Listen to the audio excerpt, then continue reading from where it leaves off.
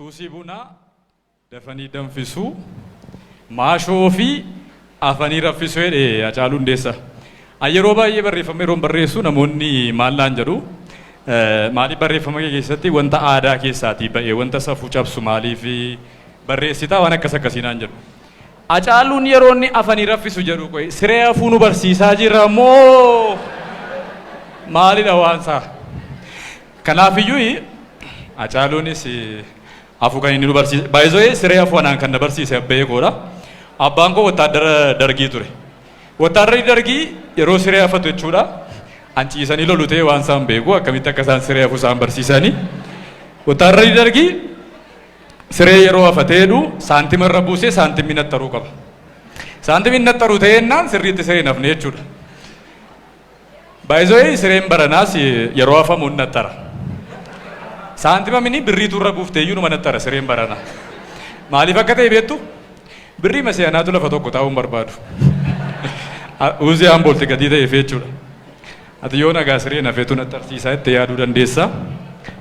አንዳንድ ሰው አለ ጋዜጠኛ መሳይ አንዳንድ ሰው አለ አዋቂ ነኝ ባይ አንዳንድ ሰው አለ ጋዜጠኛ መሳይ ማቄል ሞኝነቱን በፌስቡክ የሚያሳይ ወለሎን እንትን jechuudha.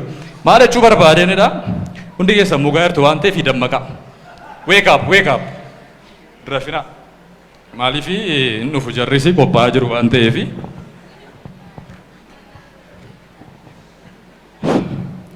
Baga keessan. Qophiin kuni kan isa adda isa godhu maa inni tokkoffaa yeroo jalqabaatii fi faashinaayitiif pooyitarii wal faana qophaa'u isaadha.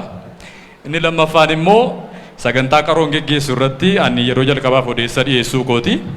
Kanaafiyyuu kana carraa kana lamaanitti fayyadamnee harka walitti rukutame al tokko harka walitti rukuta. Wantoota irreecha baranaa adda godhan keessaa tokko warroota nama isinitti himetti dabalatee tiishertii irreechaa maxxansiisanii gurguruun namooti gurguran baay'achuu isaaniiti. Haaluma kanaan uummata dhufuutu tiishertii bita osoo hin taane warra tiishertii gurgurutu uummata bita jennee yaadna. Shakkiidha shakkaan jira jechuudha. Tiishertiidhaan wal qabatee dhimmi tiishertii lammiif jettu tokko baay'ee na dhibdi. Namoonni baay'een shwaa hojjetamtee beektaa yeroo ittiin jettu ara shwaa hojjetamee hin beeku siin jedhu. Tiishertii lammiif hoo bittee beektaa yeroo jettuun immoo eeyyee siin jedhu. By the way tiishertii lammiif jedhu sana bituu caalaa shwaan hin jedhu. Sababiin isaa dhugaan isinitti himaa yeroo darbe faazariin naa bilbilee fiigicha irreechaa fiiddeettaa naan jedhe. Ara lakkii hin fiinnee hin jedheen. Nu hin fiinnee irra tiishertii dhabne malee naan jedhe. Maal akka ta'e beektu? Koomaandi poostiitu isaan ari'a.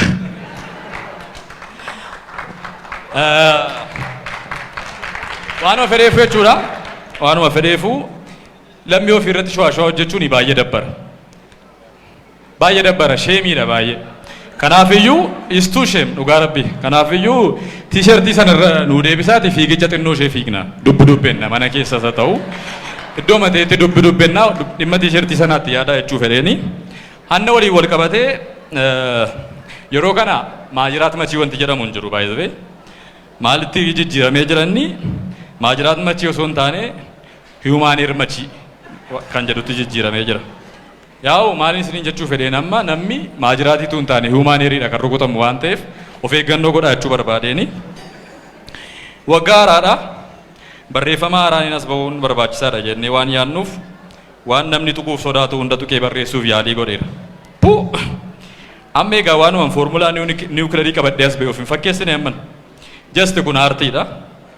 Yeroo akkas ta'u ammoo barreessaa tokkoof mata duree kan filu ofii matasaa filata mata duree. Uummati biyya kanaallee lammummaa abbaa keetiiyyuu sii filaa'utii mata duree ittiin barreessitu sii filuu dida. Ay Jawaar Mohaammed lammii biyya Yemen baay'ee nama dhiba.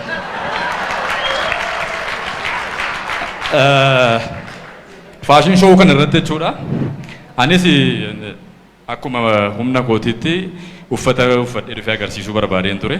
Yaa akkuma beekamu laaboraatoorii keessan hojjedha waan ta'eef gaawoniidhaa fi meeshaalee laaboraatoorii tokko qabadhee dhufuudhaaf yaaleen ture. Garuu gidduutti dhufanii yeroo namoonni yaada naa kennanii siidaa buna Pheexroos waan na fakkeesseef dhiisuufan murteesse. Osoon kanaan jiru Ba'uqatu Siyyum na arge.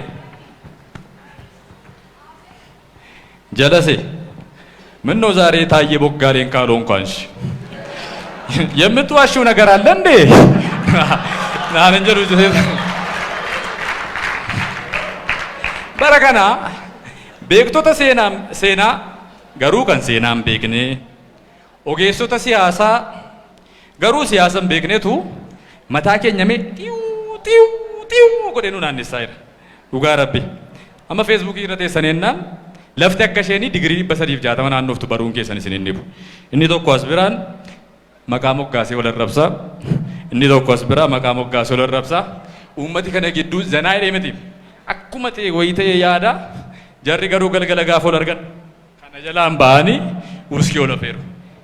Aara dhiisaa, aara sheemiidhaa dhiisaa waan of fedheef jechuudha. Uummati shawwadamina. Jarri warra asiif achi taa'ee wal loluu galgala wajjin wuskii dhuga. Isin immoo walii wajjiniin buna dhuga. Isa jarri wuskiidhaaf jedhanii wal isin lolchisan hin fudhatinaati. Tokko ta'a alkool qabadhaati isin immoo buna dhuga jechuu barbaade. Egaa yeroo baay'ee maaliif waraqaa kana lafan keessuu yeroo waltajjiitti baatu namoonni jettan jirtu. Akkuma loltuun meeshaa lafan keenye anis waraqaa lafa kaa'uun natti cima. Garuu an barreessaa waan an ta'eef waraqaa qabachuun koo isiniin hin muufachiisa ta'ee jennaan, oodiyensiin aarsa ta'ee jennaan, uummata aarsa ta'ee jennaan har'aa kaasee waraqaa lafa nan ka'a. Maaliif isiniin malee uummata malee jiraachuu hin danda'amu waan ta'eef jechuudha. Har'a garuu akkuma isaatti asirraa dubbisee fixa. Waa'ee waraqaa lafa kaa'uuf dhiisuu waliin wal qabatee kan sammuutti isin dhufu lataa qana'iiti. Dur yeroon bishooftuudhaaf Finfinnee dhufu mana lataa qana'iin bulan ture. Osoo inni hin fuudhin dura jechuudha. Manni lataa kuni UNESCO irratti hin galmaa'in hafuun ishee baay'ee na dhiba. Mana osoo hin taane TV inchii 32 yoon jedhee natti tola. Manattiin rogsadee waan taateef meeshaalee lataan bitu hundi isaanis rogsadeedha. TV lataan bitu dabalatee jechuudha. By the way TV lataa inchii meeqa akka taate baruun cimaadha. Anuu jalqaba gaafan argee lata ispiikarii kana eessaa fuutee jedhee gaafadheen ture. TV'n lataa TV'tiin siree mataa dura karaa lataan ciisu teessi. Akkuma sinninoota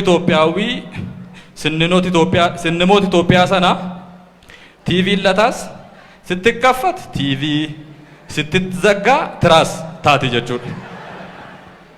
Akka carraa yeroo ol galtu lataa ciisuu fi TV fuula lataatti dhiyoo yeroo agartu waan lataan ciisee OBN irratti walaloo dubbisaa jiru sitti fakkaachuun isaan oola.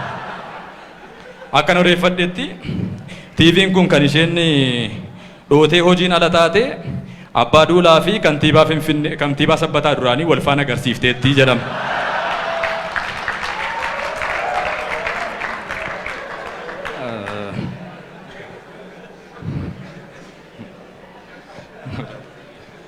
Raajiidha. Sirban sila jalqabe irratti gurbaan tokko laas biraa jechuudha. Akkasumatti si ilaalee baraan jira mulaatuu roobii fakkaataa naan jechaa jirta. Si'an akkoo sirba baasuun baay'ee salphaadha.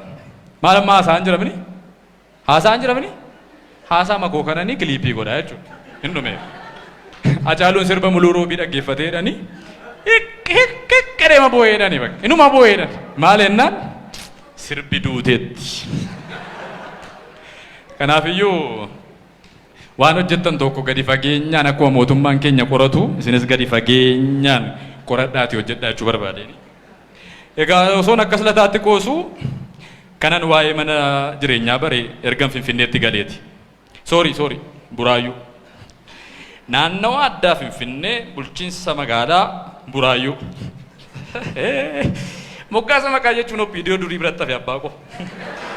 Finfinneen seenaanis kan Oromooti jechuuf akkatti isaan maqaa moggaasan gaafa laaltu jechuudhaaf jarri Ayyuu Paak Nomenclature of Organic Chemistry keessatti gahee hojii waan qaban natti fakkaata.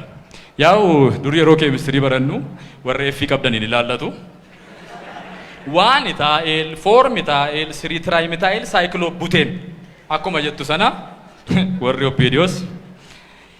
biiroo fayyaa Oromiyaatti koree qindeessituu ekstenshinii fayyaa fi ittisa du'a harmooleetti dursaa galee talaallii daa'immanii fi qindeessaa kilaasterii fi pilaasterii paakeejii moobaayilii.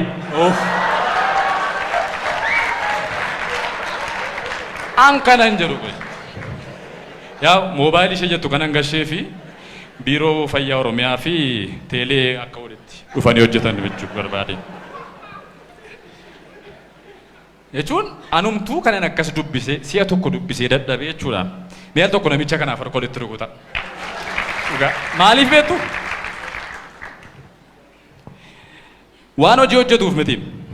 Waan gita hojii isaa kanaa sammuutti qabatee namatti himachuu danda'uuf jechuudha. Yaa'u biyya kana keessatti kan cimu keessaa mana mootummaa mindaa ituun kaffalamin warra hojjetoota mootummaa hojjetanitu jiran jechuudha. Hojii caalaa maqaa gita hojii ofii baruudha. Waanuma fedheefu anis naannoo Finfinneetti magaalaa Buraayyuu keessan jiraadha. Manaan wal qabatee yeroo tokko hiriyaa kiyya waliin kondominiyeemii Buraayyuu kondominiyeemii akka kaartoonii kan naannoo kaartooniitti argamu keessa galla turre. Kondominiyeemiin kun kaartoonii kan jedhame waan dhimmisuufi.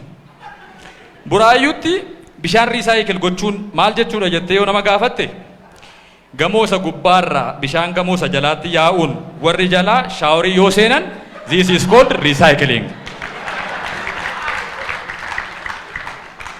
Gara riyaa keenyaatti yeroo deebinu akkasuma harka walitti namaa rukuttanii dimeeffii kan isin nama nyaachiftan amma kun recyclingidha.